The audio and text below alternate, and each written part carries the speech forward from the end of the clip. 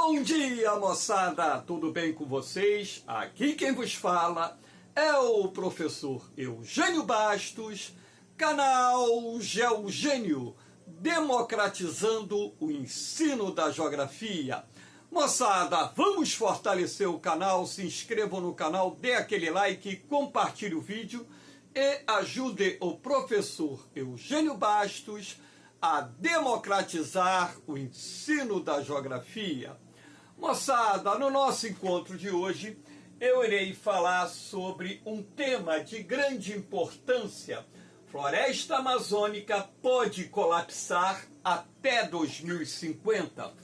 Estudos realizados por renomados centros de pesquisas, não só do Brasil como de outros países, têm alertado as autoridades brasileiras e até mesmo as autoridades internacionais sobre o risco da maior floresta tropical do planeta colapsar até a década de 2050. Tal fato se deve ao desmatamento que está avançando num ritmo acelerado, não só no território brasileiro, mas também nos países que fazem parte da Amazônia Sul-Americana. E sendo assim, o desmatamento, acompanhado das mudanças climáticas em curso no nosso planeta, poderão transformar a floresta amazônica, portanto, a maior floresta tropical do mundo, numa espécie de savana. Espero que vocês gostem do nosso encontro.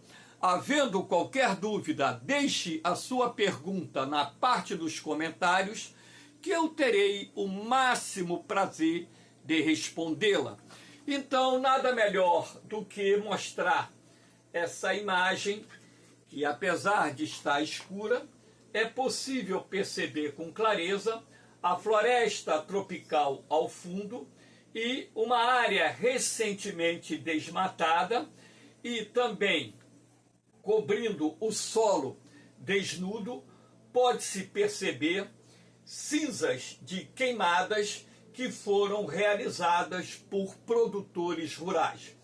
Então, que fique bem claro na cabeça de vocês que o desmatamento da floresta amazônica tem como principal causa a expansão das fronteiras agrícolas, com maior destaque para o binômio soja-gado ou gado-soja. Então, na verdade, todo o processo de ocupação da floresta amazônica, ou grande parte desse processo de ocupação, ocorre a partir da grilagem de terras. Professor, o que seria essa grilagem de terras? A falsificação de escrituras feitas por grileiros para se apoderarem de terras devolutas, que são terras pertencentes à União. E muitas vezes o grileiro, ele invade inclusive unidades de conservação, que são, na verdade, unidades de preservação ambiental, extraem a madeira a partir da negociação que eles fazem com madeireiros, extraem a madeira de maior valor comercial e dividem o lucro. Posteriormente, essa terra será vendida para produtores rurais, principalmente criadores de gado, que irão promover a queimada para retirar o que restou da floresta e no lugar plantar pastagem. Como em boa parte da Amazônia os solos são pobres, então o que acontece? Em média, ao passar 5 anos, os solos ficam degradados e como o custo de recuperação das pastagens é alto, o que o criador de gado faz? Ele vende essa terra para o produtor de soja. Como a terra limpa na Amazônia chega a valer cerca de 3 vezes mais do que a terra coberta pela floresta, podemos assim dizer que a especulação fundiária, que inicia-se no processo de ocupação ilegal de terras pertencentes ao poder público e posteriormente a falsificação de escrituras para dar uma aparência legal de titularidade da terra, então esse processo que começa exatamente com a ação da invasão de terras públicas, grilagem de terra, posteriormente passa pelo processo de extração ilegal de madeiras nobres, posteriormente a terra é negociada com o pecuarista e 5 anos aproximadamente após o pecuarista, em função do esgotamento do solo, ele vende essa propriedade para o produtor de soja, lembrando que a soja não é uma cultura tão exigente no que diz respeito à fertilidade do solo. Então nós chamamos esse processo de ciclo do desmatamento, que é mais intenso nas bordas sul e oriental da Amazônia, região ou regiões mais impactadas pelo desmatamento ilegal na Amazônia. Aqui nós temos esta outra imagem que mostra os focos de queimada. E um detalhe, né? Esse mapa identificou apenas os focos de queimadas realizados em 3 dias, ou seja, só na Amazônia foram registrados mais de 10 mil focos de queimadas em apenas 3 dias, o que demonstra que esse processo criminoso de atear fogo na vegetação nativa, ele está corroborando para a destruição da floresta amazônica num ritmo alucinante.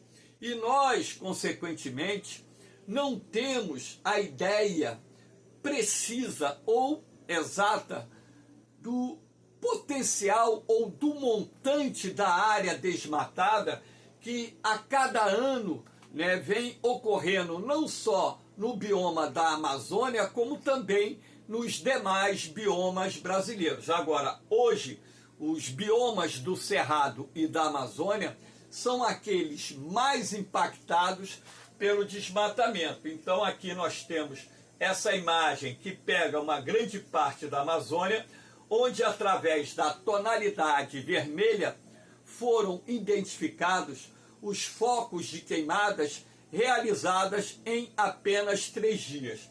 Então, se nós colocarmos o montante de queimadas realizadas anualmente, nesse caso aí nós teríamos centenas de milhares de focos de queimadas no território brasileiro, sendo que parte expressiva dessas queimadas ocorrendo na região amazônica, onde se encontra a maior floresta tropical do planeta e o maior banco genético da Terra, ou seja, um crime ambiental sem precedentes.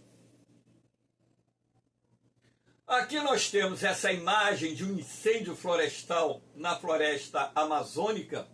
Esses incêndios florestais que, em quase sua totalidade, são causados por produtores rurais, consomem centenas de milhares de hectares de florestas, de mata, a cada ano. Lembrando que um hectare equivale a 10 mil metros quadrados, portanto, uma área equivalente a um campo de futebol das dimensões do Maracanã.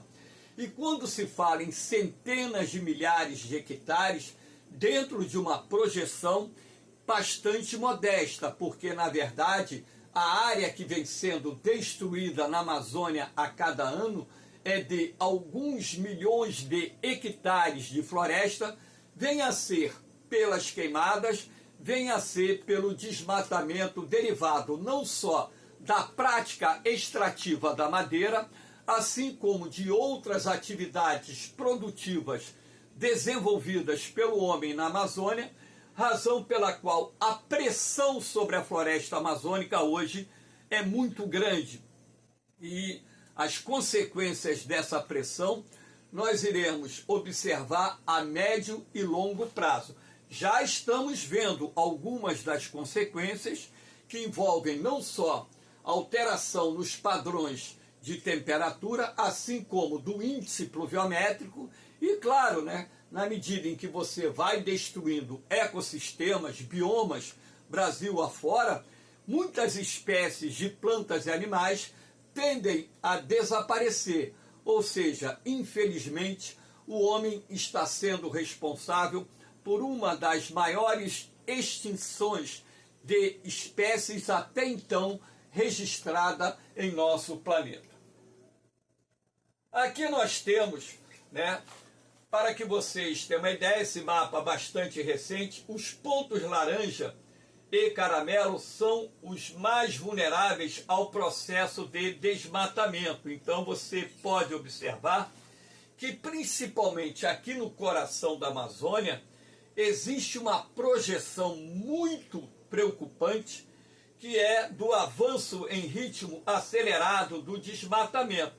Essas áreas que estão aqui no interior da Amazônia em branco são áreas sem cobertura florestal, ou seja, onde o desmatamento já avançou. E você observa que, inclusive, ao longo da calha do rio Amazonas, o desmatamento avançou de forma significativa. Assim como nas bordas sul e oriental da Amazônia, onde o desmatamento também se processou e vem se processando num ritmo bastante acelerado. Aqui nós temos um outro mapa que mostra com maior clareza os pontos em amarelo onde o desmatamento já se processou. Então repare que ao longo das bordas sul e oriental da Amazônia é onde nós temos as áreas mais impactadas pela destruição da floresta amazônica, visto que por aqui nós temos o chamado Arco do Fogo, Arco do Desmatamento ou Arco do Desflorestamento, que é uma área por onde a expansão das fronteiras agrícolas tem pressionado as áreas remanescentes da floresta amazônica e dessa forma a floresta vai sendo derrubada gradativamente, não só para o plantio de pastos, como também para o cultivo de grãos, e a Amazônia gradativamente vai se transformando num importante polo de desenvolvimento do agronegócio, e esse processo de ocupação sem um planejamento adequado tem já provocado impactos socioambientais, além da luta pela posse da terra, o aumento da violência no campo, na região que compõe o arco do desflorestamento, o arco do desmatamento. Então essa imagem é bastante útil para que vocês possam visualizar com muita clareza onde esse processo de desmatamento vem se desenvolvendo num ritmo mais acelerado. Aqui nós temos uma imagem de satélite recente da NASA que mostra alguns focos de queimada na Amazônia. Então, essa faixa aqui é a rodovia Belém-Brasília, por onde você pode perceber pela cor mais clara as fazendas vistas de cima. Então, áreas da floresta amazônica já foram derrubadas. Aqui, ao longo da rodovia Belém-Brasília, a principal atividade desenvolvida é a criação de gado. Então, a pecuária se estabelecendo em áreas florestais da Amazônia que foram desmatadas, e essa cortina branca, ou essas cortinas brancas que aparecem aqui, são os grandes focos de queimadas que estavam sendo realizadas, e ainda estão, no mês de agosto, lá na Amazônia. Lembrando que hoje é dia 8 de setembro de 2024 e as imagens dos satélites continuam mostrando uma extensa cortina de fumaça cobrindo parte da Amazônia e do centro-sul do Brasil, um corredor de fumaça que vem da Amazônia e vai até o sul do país, mediante a grande quantidade de queimadas que estão sendo realizadas por produtores rurais. E que fique bem claro também na cabeça de vocês que é muito difícil para as autoridades coibirem com veemência essa prática criminosa da queimada, porque a Amazônia é uma área que corresponde a mais de 50% do território brasileiro e boa parte dessa região é coberta pela floresta amazônica, e o IBAMA e outros institutos, incluindo também a Polícia Florestal, porque estados hoje possuem Polícia Florestal, tem muita dificuldade de atuar com maior combatividade o desmatamento na Amazônia, ou seja, combater o desmatamento na Amazônia e essas práticas criminosas, primeiro, pela dificuldade de acesso, segundo, pela quantidade de pessoas que fazem parte dessas operações de repressão, terceiro, a disponibilidade de recursos para que se possa aumentar a fiscalização e também punir os responsáveis pelos crimes ambientais que estão sendo praticados, não só na Amazônia, claro, assim como em outras regiões do território brasileiro. Então, esses pontos brancos aqui são nuvens, tá? Essa parte branca que sobressai são as nuvens que estão cobrindo parte do céu da Amazônia. E aqui nós temos a cortina ou as cortinas de fumaça procedentes das queimadas que estão sendo realizadas na região amazônica. Aqui nós temos a prática da extração de madeira. Cada ano, milhões de metros cúbicos de madeira são extraídas de forma ilegal na Amazônia. Parte dessa madeira é comercializada no mercado interno brasileiro, outra parte é contrabandeada, inclusive envolvendo pessoas que trabalham em órgãos governamentais, pessoas que se vendem, que se corrompem e acabam dando certificados que permitem a comercialização de madeira extraída de forma ilegal. Então, volta e meia, pessoas ligadas a órgãos governamentais acabam sendo presas por operações de repressão a esse tipo de crime. E, infelizmente, pessoas que são pagas para coibir o desmatamento clandestino muitas vezes fazem parte dessas organizações criminosas que atuam nesse processo de extração ilegal da madeira existente na floresta amazônica e a sua comercialização, não só no mercado interno, assim como a sua venda no mercado internacional, de forma legal ou através de contrabando. Essa área aqui foi uma área de apreensão do IBAMA, tá? O IBAMA chegou na área e apreendeu essa madeira, os equipamentos que estavam sendo utilizados pelos madeireiros para a exploração ilegal da madeira.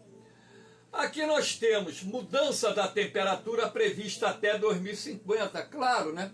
Eu acho que todos que assistem o canal já tiveram a experiência de estar perto de uma área coberta por uma floresta ou de uma vegetação, de uma praça grande, arborizada, e percebido que a temperatura é mais amena onde você tem a presença de árvores. Então, na medida em que o desmatamento ele avança na Amazônia, o que acontece? Há uma tendência natural de elevação gradual da temperatura.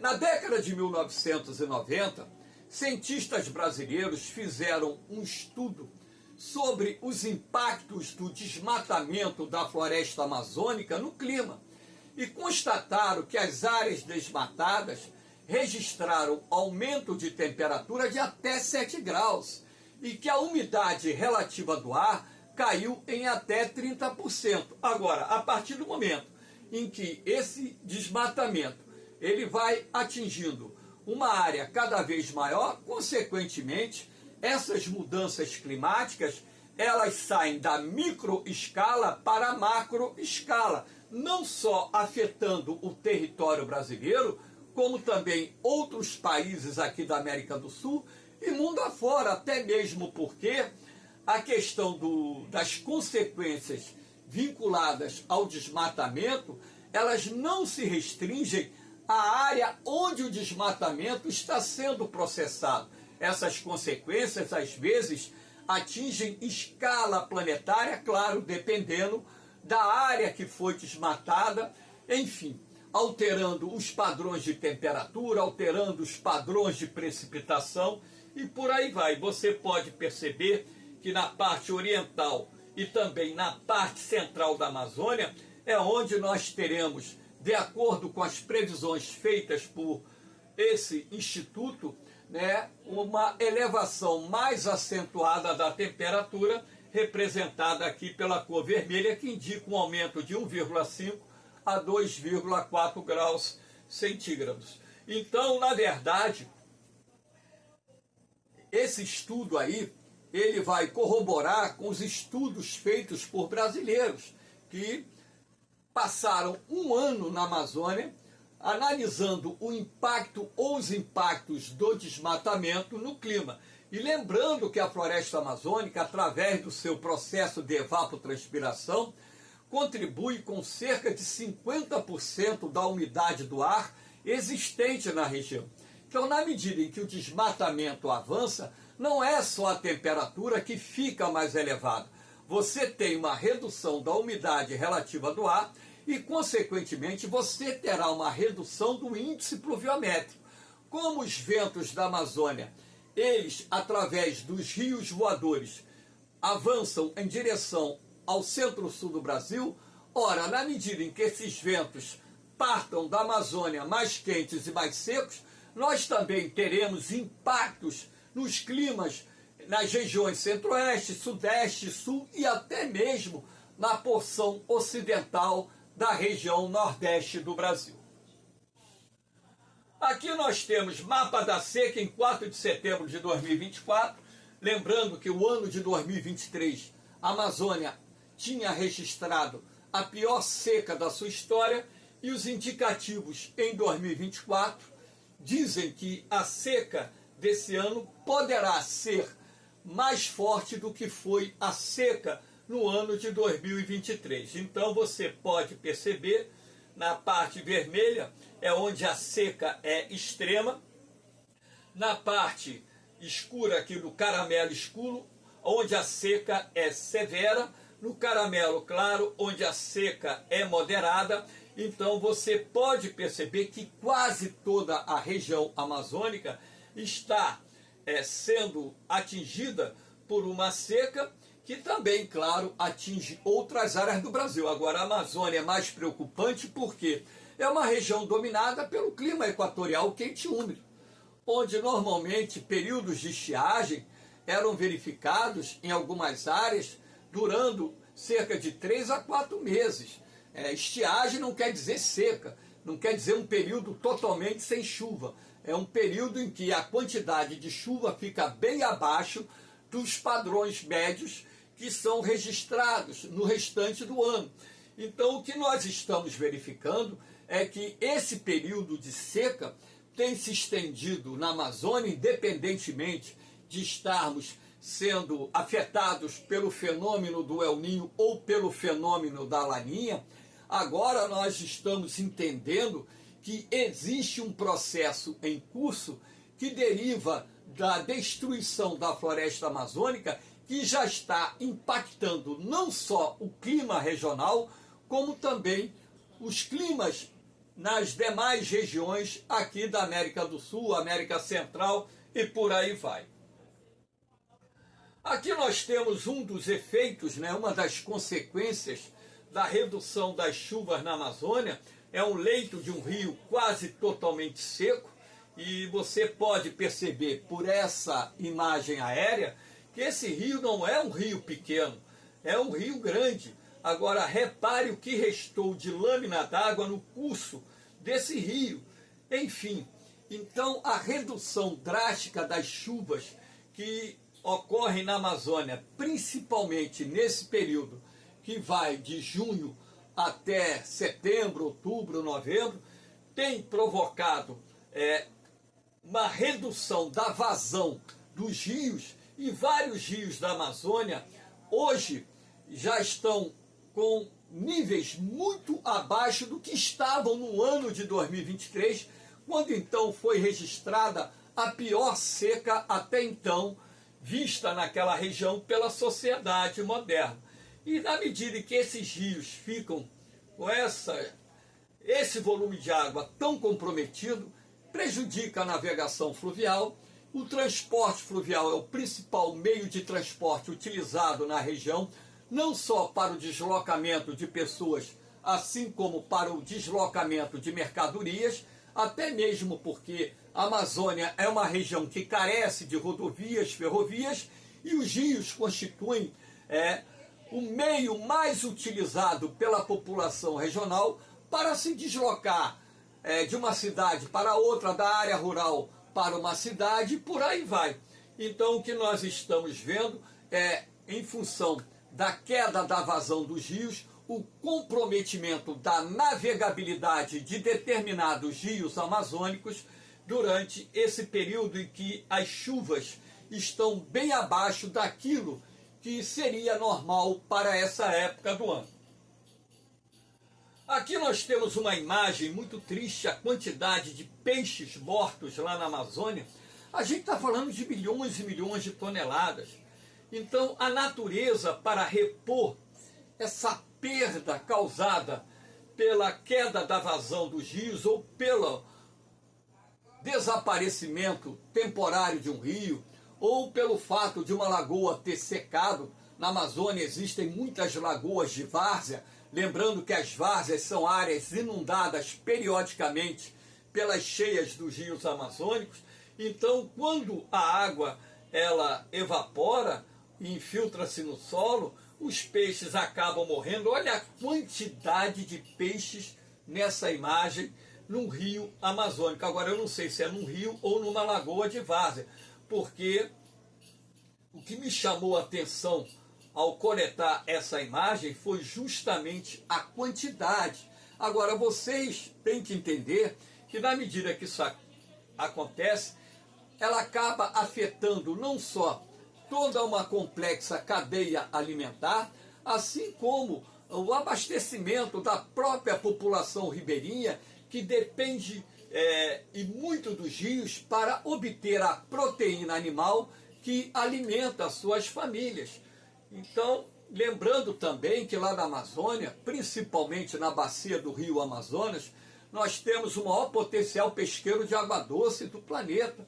Então, na medida em que essas crises climáticas, essas secas se tornam mais prolongadas na Amazônia em função também do desmatamento, nós temos a repetição dessa triste imagem que acaba tirando a vida de uma grande quantidade de peixes, causando um impacto socioeconômico ambiental sem precedentes na história.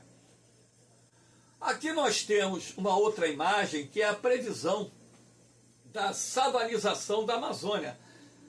O cerrado é um tipo de savana, então a previsão, essa imagem aqui é da Amazônia, que fique bem claro, é uma imagem da Amazônia, de uma área desmatada que já não está sendo utilizada para a produção agropecuária em função da degradação do solo, e o que você percebe aqui é o capim e pequenas árvores, né, no meio desse capim, mostrando a imagem de um cerrado, de uma savana em plena região amazônica. Então, a previsão dos cientistas dizem o seguinte: se a floresta amazônica perder cerca de 50% da sua cobertura original, o processo de inflexão será irreversível. Então não terá como você reverter esse processo de savanização da Amazônia com impactos socioeconômico-ambientais sem precedentes. nós estamos falando de uma floresta que detém o maior banco genético do planeta. Nenhum bioma do mundo possui a tamanha biodiversidade que existe na floresta amazônica. Então é preciso que se desenvolva uma consciência ambiental sobre a necessidade do homem adequar o desenvolvimento das atividades produtivas à sustentabilidade ambiental. Ninguém é contra você explorar os recursos da Amazônia. Agora, que fique bem claro, essa exploração ela tem que ser planejada, ela tem que ser racional e ela tem que levar em conta o conceito do desenvolvimento sustentável, que envolve a exploração dos recursos naturais de forma racional, de maneira que as futuras gerações possam contar com esses recursos para sobreviverem nesse planeta. Agora, da maneira em que o processo de destruição dos ecossistemas do mundo vem ocorrendo, consequentemente, nós teremos aí sérios problemas para as futuras gerações que irão ocupar esse espaço. Moçada, espero que vocês tenham gostado do nosso encontro. Dê aquela forcinha, dê aquele like, compartilhe o vídeo, divulgue o canal Geogênio para os seus amigos, porque o canal Geogênio foi criado para democratizar o ensino da geografia e não como uma plataforma para que o professor que aqui vos fale ganhe dinheiro no YouTube. Meu objetivo não foi, não é e não será ganhar dinheiro do YouTube através da monetização do meu canal. Pelo contrário, o canal foi monetizado e eu não fiz nada que o YouTube pediu, porque eu vou continuar gravando aulas com o objetivo de atender a demanda dos alunos e demais jovens e adultos que estão se preparando para concursos e aquelas pessoas que gostam da geografia e enriquecer o conhecimento sobre inúmeros temas que envolvem a disciplina que eu leciono. No mais, moçada, um beijão no coração de vocês, um forte abraço, fiquem com Deus, eu vou, mas eu volto, hein? Fui!